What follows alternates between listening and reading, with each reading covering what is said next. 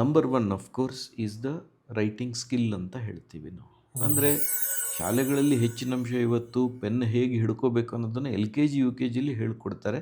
But that is not the right time.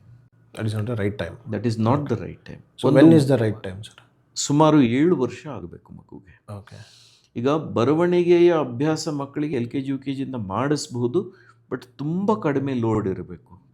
ಅಂದರೆ ನಾವು ಒಂದಿನಕ್ಕೆ 4 ಅಥವಾ 5 ಪುಟಕ್ಕಿಂತ ಜಾಸ್ತಿ ಬರೆಸಬಾರ್ದು ಅಂತ ಹೇಳ್ತೀವಿ. ಅದು ಹೇಗೆ ದೂರ ದೂರ ಬರೆಸುವಂಥದ್ದು, ದೊಡ್ಡದಾಗಿ ಬರೆಸುವಂಥದ್ದು. ಸೊ ಮಕ್ಕಳಲ್ಲಿ ಏನು ಸಣ್ಣ ಸಣ್ಣ ಬೋನ್ಸ್ನ ಡೆವಲಪ್ಮೆಂಟ್ ಇರುತ್ತೆ ಕೈ ಒಳಗಡೆ. ಇದು ನಡೆಯೋದು ಸುಮಾರು 6-7 ವರ್ಷದ ಏಜಲ್ಲಿ. ಓಕೆ. ಸೊ ಅಲ್ಲಿವರೆಗೆ ಅವರ ಕೈಗಳಲ್ಲಿ ಸಾಕಷ್ಟು ಬಲ ಇರೋದಿಲ್ಲ. ಸೊ ಜಾಸ್ತಿ ಬರೆಸೋದ್ರಿಂದ ಏನಾಗುತ್ತೆ, ಮಕ್ಕಳಿಗೆ ಕೈ ಸೋಲುತ್ತೆ.